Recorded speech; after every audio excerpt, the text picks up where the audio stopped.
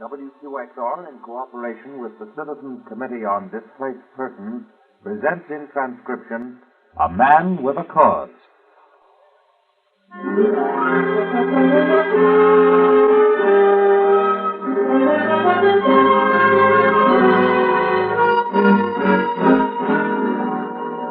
A Man with a Cause, a true story about real people, with Eileen McMahon and starring Henry Fonda.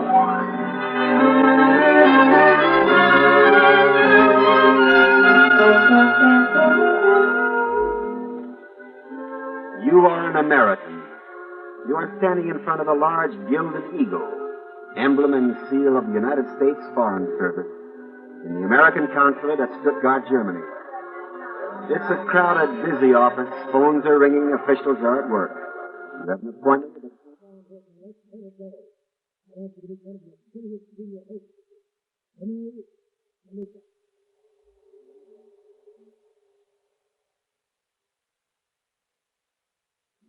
The Consul General will see you now. Thank you. This way, please. You walk down a long, narrow marble corridor. The phones and the buzzing and the voices fade out behind you. At the end of the corridor, you see a large, heavy oak-paneled door. The entrance to the office of the man who will say yes or no. The secretary smiles again. This is Mr. Robinson's office. Go right in. Thank you very much. Not at all. You are inside the door now. You've seen Reed Robinson before, working this way, his body hunched over a desk, reading papers, studying reports, signing documents. He's extremely able, reserved, and strictly enforces State Department directives. Now he looks up and greets you warmly. Well, Bill Sutter, welcome. Hello, Reed. I heard the news. Sorry the university is going to lose you. I'm sorry to be leaving. Well, UNRRA had to come to an end in Germany sooner or later. You've done a fine job at Heidelberg, but I guess you'll be glad to get back to the States again. I do look forward to it. There's always one thing about leaving Europe, the joy of returning home and being with your own people again. Is that so? Yes, in many ways, but this time it's not all so much joy. Oh, why? What's happened? I'll come to the point, Reed. As you know, I got leave of absence from my employer, the American Express Company, to work for a year with UNRRA in Germany. Yes? Besides working in DP camps, my job as UNRRA Director of Displaced Students at Heidelberg has been one of the most interesting and challenging I've ever had in my life. Everyone agrees that there couldn't have been a better person for the job. Thanks, but what I'm driving at is this. 300 displaced students are now studying at Heidelberg. They come from 17 different nations that were overrun and occupied during the war. The military permitted us to give scholarships to these 300 students. But now that UNRRA is folding, they'll be left completely stranded. Well, that's too bad, Bill, but you know we get our orders from Washington. There's nothing we can do about it. UNRRA's funds are exhausted. It's cruel and heartless to treat these young people that way. There's no other way open, is there? That's why I had to see you before I left. I have a plan. A plan? What is it? To bring these students to America. 300 students? Yes. How? Help them get passports first. Then have you grant them visas to enter the United States. Will you do it? Will you?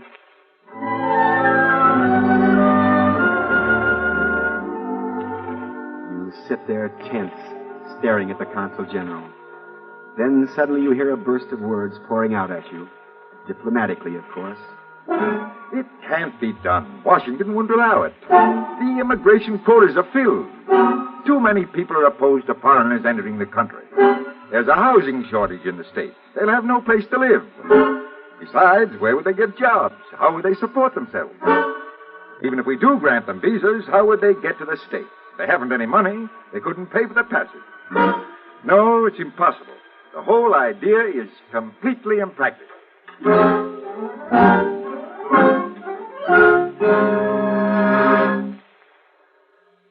There it is.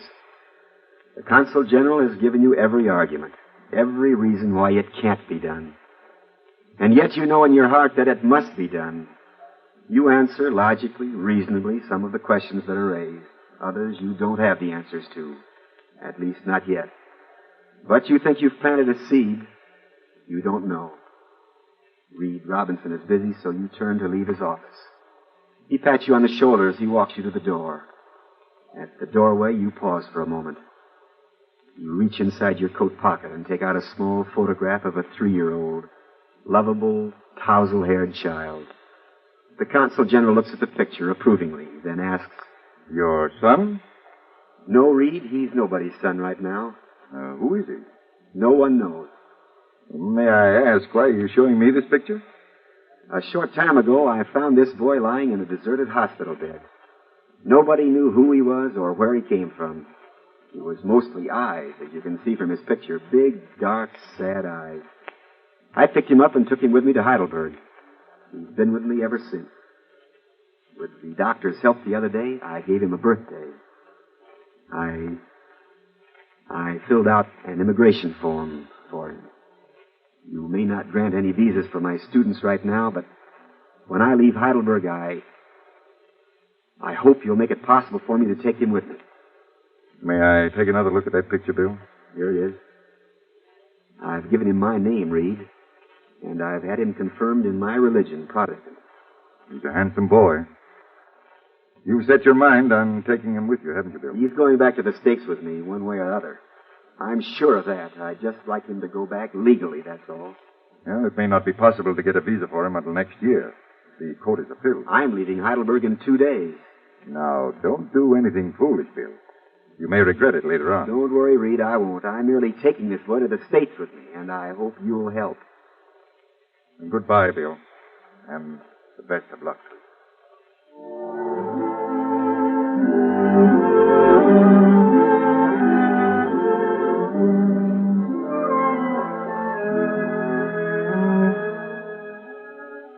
The return trip from Stuttgart to Heidelberg takes 2.5 hours. It's a cold March day and the roads are gutted and frozen. The detours along the road are endless.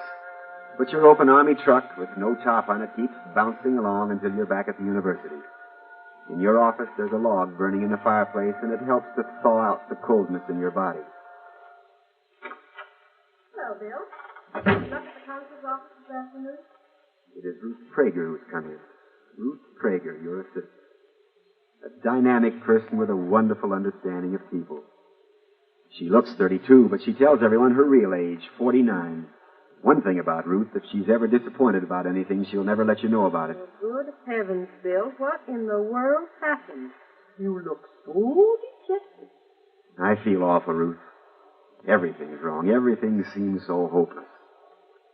I wish I had the answer. The answer to what? To why so many Americans are narrow-minded. Narrow-minded? Yes, Ruth, narrow-minded. Well, now, what's eating you, Bill? I just come from the consul's office at Stuttgart.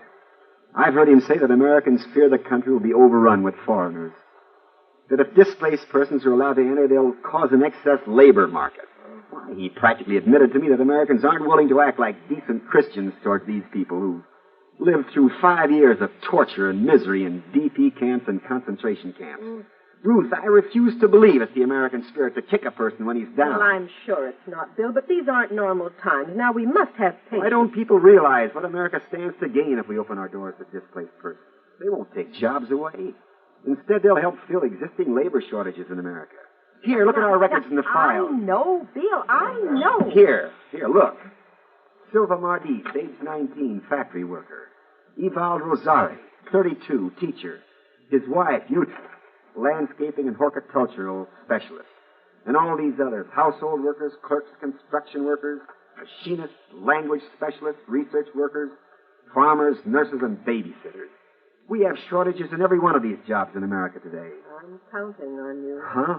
What'd you say? I'm counting on you. When you get back to the States in 2 or 3 days, I'm counting on you to take a trip to Washington. Talk to some senators and congressmen. How'd you know I was planning to do that?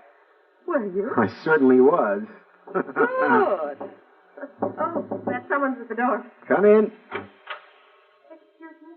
Oh, it's all right, Irene. Come in. Excuse me, Mr. Sutherland. Prager. I just finished answering all the questions on the questionnaire you gave me. You answered all the questions? All of them. 103 questions. That's fine, Irene. We'll put it in the file. Mr. Sutter, I know there are lots of other people on the waiting list before me. But if there's a chance, if you you get to America and there's a chance that I can come to America, please don't forget me, will you? I won't, Irene, I promise. Oh, thank you, Mr. Sutter. Thank you. It's all right, Eileen. I'm sorry to be crying. Go ahead and cry. We understand.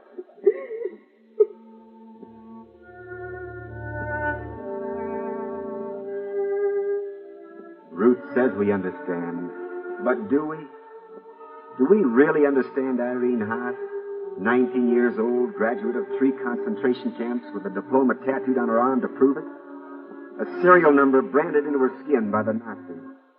Irene's parents were killed in a gas chamber, and she barely escaped being killed herself. When the American Army of Occupation freed her, she was one of 5,000 students who tried to enter the University of Heidelberg. She was lucky. She won her scholarship, she and 299 others. And now all the help we've given her is over. UNRWA's funds are exhausted. She will be left stranded here, stranded with 299 other displaced students, all of whom want to come to America, and none of whom America wants.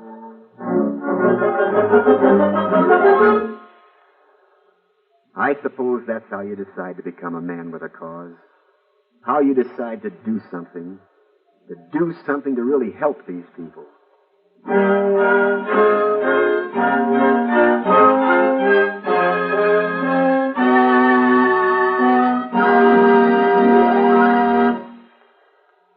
You are listening to the story of A Man with a Cause, with Eileen McMahon as Ruth, and starring Henry Fonda in the role of Bill Sutter. The names of all characters and places are real, and all the incidents are based on actual happenings. We continue now with Henry Fonda as Bill Sutter in A Man with a Cause.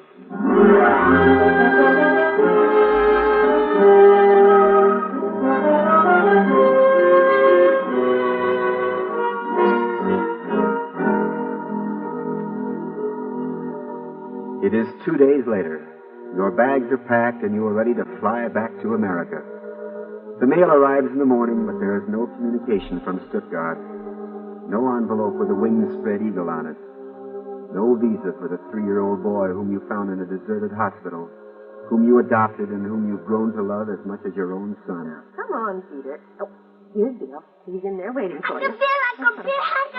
Peter senses something unusual will happen today. You bet something unusual is happening today. Peter, you're going to fly with me to America. That's right, Peter, America. Seriously, Bill, have you thought of how to get him on that plane? I thought of punching a few holes in a suitcase, putting him in it, and carrying him aboard, but that's no good. Of course not. The customs men would inspect the suitcase. The only other way I can think of is to wrap him up in my raincoat, carry him under my arm. People are allowed to carry their own coats aboard. Say, that might work. If I could only get him into the States, I'm sure they'd let him stay. They wouldn't dare send him back. If they did, I'd go to Congress. I'd do something to make them pass a bill or something. That's the spirit. That's the spirit. We need to get something done in America for these displaced persons. I'm a Southerner, Ruth. Starkville, Mississippi's my hometown. They say it takes a little while for Southerners to get started, but once we start... You don't stop until you get your way. I know. And I know you. Oh, good heavens, you better get started for your plane. Hey, it's late. Goodbye, Ruth. Goodbye, Bill. Bye-bye. I can't say all the things I want to say to you. You've been a wonderful person to work with and a real inspiration to me. Without you, I... Don't say any more, Bill.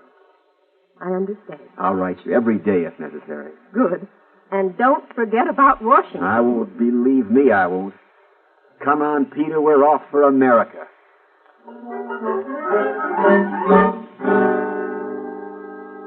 But not yet. Something happens that you didn't expect. Outside, on the steps of the university, and on the campus beyond, 300 pairs of eyes look up at you. The eyes of 300 students who stand there in complete silence. You gulp hard. The impact and the meaning of your departure hits you like a sledgehammer. You recognize all these students. You know their names, everything about them.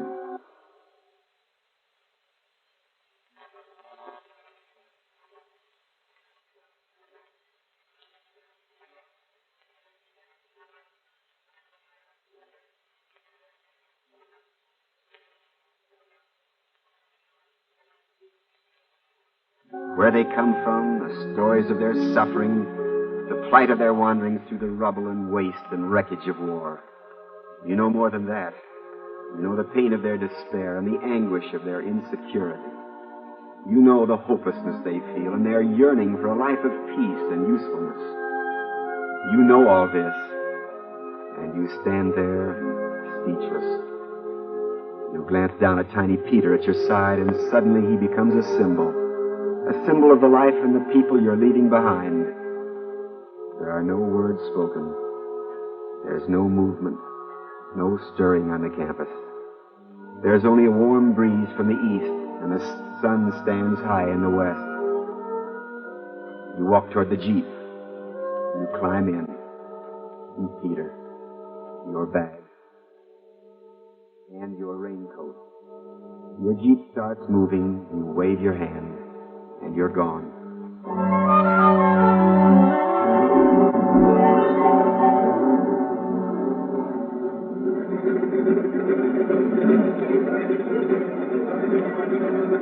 Flight 124, non-stop to New York, departure in 10 minutes.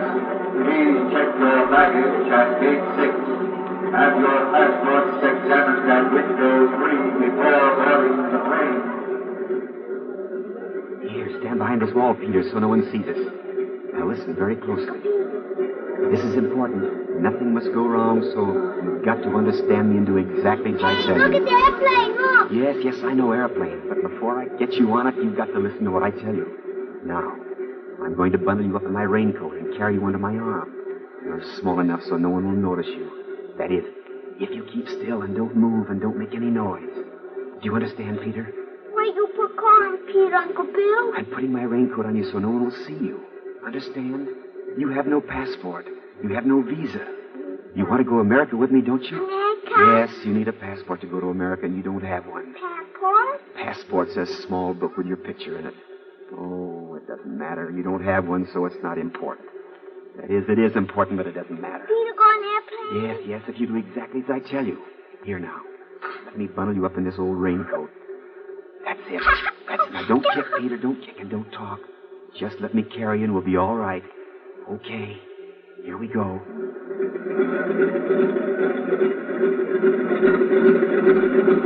Hey, wait a minute. Hey, mister. Yes? Can I see your passport? Of course. Here it is. William Sudduth, age 38. Married, 2 children, citizen United States, Enrod director of displaced students at Heidelberg University. Your passport's all right. Are you traveling to the United States? Yes. Alone? Why? Never mind why, just answer the question. You're the immigration official here, aren't you? That's right. Well, my papers are in order. My passport's been stamped. My bags have been cleared. What are you carrying inside that coat of yours? Now, look here. You don't have to... You'd better come along with me. No, wait a minute. Please, I can explain... You shouldn't have done this, Mr. Sudduth. You know it's against the law. All right, I've got a little boy in this raincoat. Here he is. Take a look at him. One of my men saw you behind that wall. Listen to me, please. I found this child a year ago in a deserted hospital. When I first saw him, he was undernourished. His bones were thin. His joints stuck out like knobs. He couldn't walk. He was too weak from hunger. He had no one to care for him. He had no parents, no relations. No one knew who he was or where he came from. I couldn't leave him there all alone, so I picked him up and took him with me. My job at Heidelberg is over now. I'm headed back to the States. I don't want to leave this boy alone over here. If I take him with me, I can give him a chance to grow up decently like my own children. He needs a passport. That may be, but more than that, he needs decent food and love and care and a chance to live the same as every other child. Don't cry, Peter. I can't let you take him aboard that plane. Please, you must understand. He means a great deal to me. Let me take him aboard the plane. He'll be no extra weight on the plane. He's only 30 pounds or so. Throw my baggage away. Let me take him instead of my baggage. He can't go through the gate without a passport. I tried to get one for him, but the quota's filled. I can't take a chance. I'll lose my job if anyone finds out. Bill! Ruth! It came a few minutes after you left. The passport for Peter. You hear that? You hear that, officer? A passport for Peter. From Reed Robinson, from Washington, from the people of the United States. It's the first one. Come on, Peter. We're headed for a land that's going to give you a chance to live, a chance that you never had before.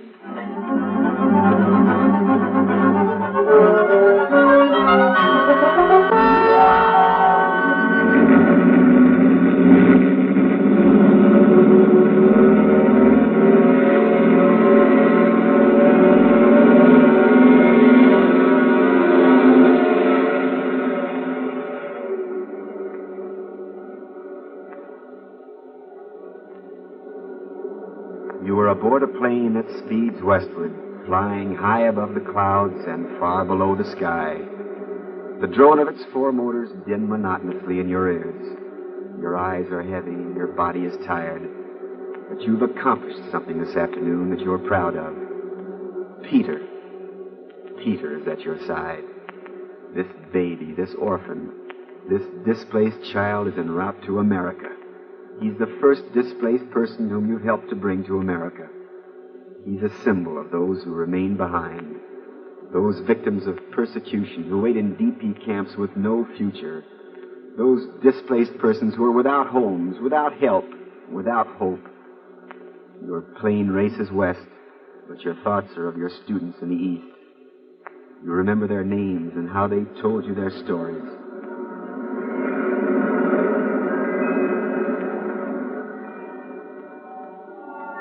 My name is Silva Mardist. I am 19 years old.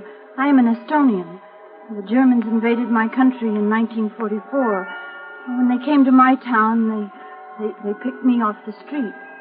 They forced me into a truck and drove me to the harbor, and they shipped me to southern Germany to work for them 16 hours a day in an airplane factory. I lived in a horrible slave labor camp, 35 people in one small room. Resistance meant a concentration camp or a bullet. I have no future in Europe anymore. Will America give me a chance? I know I can make a good American citizen if I were only given a chance. Will you help me, Mr. Sutter?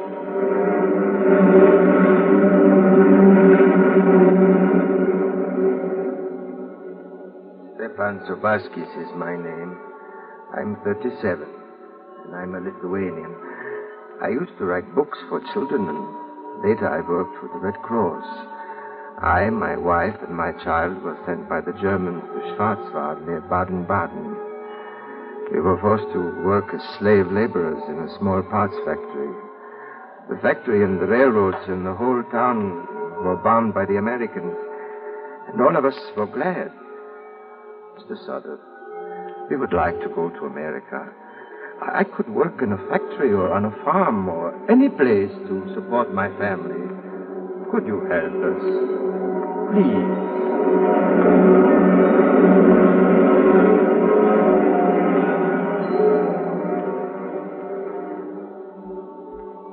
Irene Haas, and I'm 20 years old. I am Polish, and I fought against the Germans. I was in the resistance movement from the beginning. I was captured twice, but I escaped only once. The second time, they put my father, my mother, and me into a concentration camp. They murdered my father and mother in a gas chamber. They almost murdered me.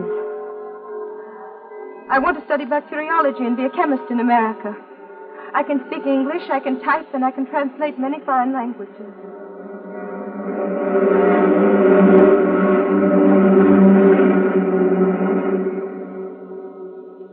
You are an American, and you are flying back home after spending a year with displaced students at Heidelberg.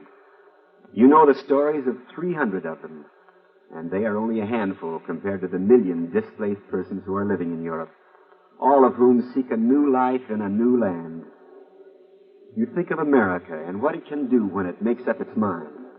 You think how Americans can manufacture 1 million planes, build 100,000 ships, and transport and supply 12 million soldiers on 5 continents in time of war. An overpowering task. You think of UNRWA, America's great humanitarian effort, which sent millions of tons of food and thousands of carloads of clothing to war-torn areas in time of peace.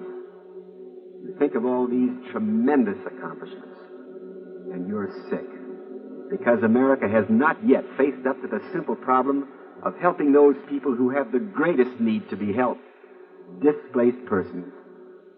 You have studied the facts. You know the figures. Displaced persons represent almost all religions. Some 80% are Christians of various denominations. 20% are Jews. More than half of the displaced persons are women and children. There are 150,000 children below the age of 17. Of these, 70,000 are under 6 years of age. Like Peter. We could do something to help these people. We could do something right now. In our Congress, there are 2 bills up for passage. These bills would admit only 100,000 to 200,000 displaced persons, instead of the 400,000 that we're able to care for at the present time. But we must deal with reality. We must have immediate action. We must offer a haven and refuge to these people right now. Would you like to know what I did a few days after my plane landed in the United States? I flew to Washington, and I saw my congressmen and senators. I wrote to other congressmen and to other senators. I told them what I saw, what I knew, what I felt. They listened, and they promised support. You can do the same thing. You can write your congressmen and senators a simple letter explaining in your own words what you think, what you feel, what you want done about admitting displaced persons to America. Later, perhaps, we can amend the law to bring in 400,000 displaced persons. But right now, let's really make an effort to relieve the suffering that's going on in Europe. Let's open up our hearts and be generous and considerate. Let's show the rest of the world that America is on the side of humanity, not only in thought, but in action.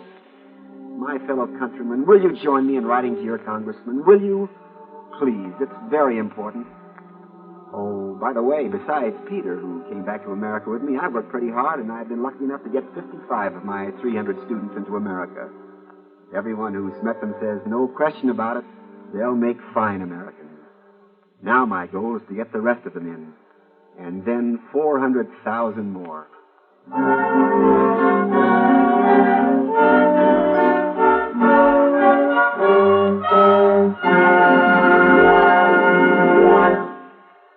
You have been listening to A Man with a Cause, written and directed by Mitchell Grayson and produced by Ted Hudis, with Aline McMahon as Ruth and starring Henry Fonda as Bill Suddeth. Featured players in our cast were Augusta Dabney, Teresa Keene, Sarah Fussell, Ed Jerome, and Joe DeSantis. Original music composed and conducted by Isidore Zier. Legislation for the admission of a fair share of displaced persons is endorsed by many national labor, civic, educational, and religious organizations, including American Federation of Labor, Congress of Industrial Organizations, American Legion, Catholic War Veterans, Federal Council of the Churches of Christ in America, National Catholic Welfare Conference, the major national Jewish organizations, National Conference of Union Labor Legionnaires, United Council of American Veteran Organizations, and hundreds of others. This program was presented under the auspices of the Citizens Committee on Displaced Persons, whose board of directors include Major General William J. Donovan, James A. Farley, Miss Virginia Gildersleeve, William Green, Herbert H. Lehman, Philip Murray, Mrs. Franklin D. Roosevelt, Edward R. Stettinius, Charles P. Taft, Barry Bingham, and Earl G. Harrison, Chairman.